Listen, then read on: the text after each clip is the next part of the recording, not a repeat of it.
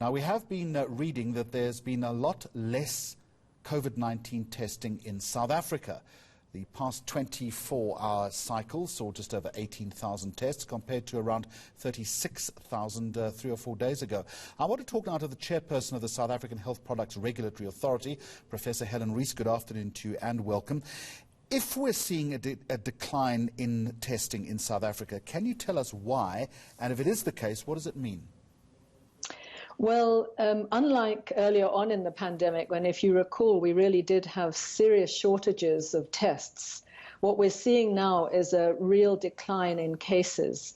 If you speak to people in hospitals, they're saying they really are not seeing the numbers that came in, say, at the peak in July. They've really gone right down, and we're seeing, the overspill beds are being closed, and many hospitals are now looking to sort of reevaluate the ward and the numbers of beds that they've got to put to one side. So what we're actually seeing is a real decline in cases, and therefore a decline in testing. But this is not a time to sit on our laurels here.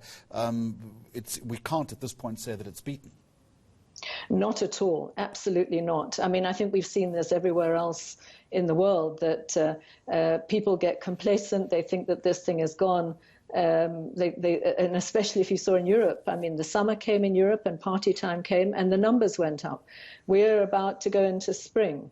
And if we abandon all of the measures that we put in place because we become complacent ourselves, we will see the numbers go up. The reason that we're able to push this down has been because we've had a pretty aggressive program trying to promote masks and distancing, etc. Professor, you heard me referring to AstraZeneca in the development of the vaccine in the United Kingdom, putting the trial on hold. Someone apparently fell ill. What are you hearing about the development of the vaccine? And perhaps more importantly, once that happens, we're also hearing reports that this country would be far down the pecking order.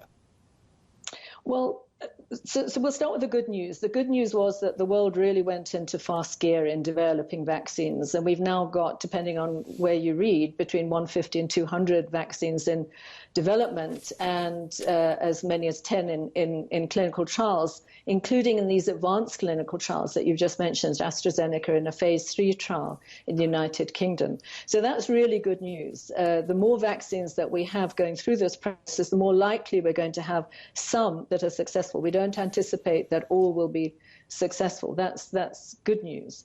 The challenge that we are also struggling with, and South Africa is very active in this dialogue, as the African Union, is we don't want to see what happened with, if you remember, swine flu in 2009. Rich countries bought most of the vaccine, and there was very little left for poorer countries.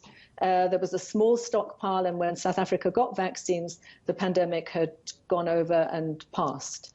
What we're saying this time for the African region, for South Africa, and for the poorer countries of the world, we're saying actually we want equitable access. We can't have a situation where all of the first vaccines go to the whole populations of the richest countries, because it doesn't make sense.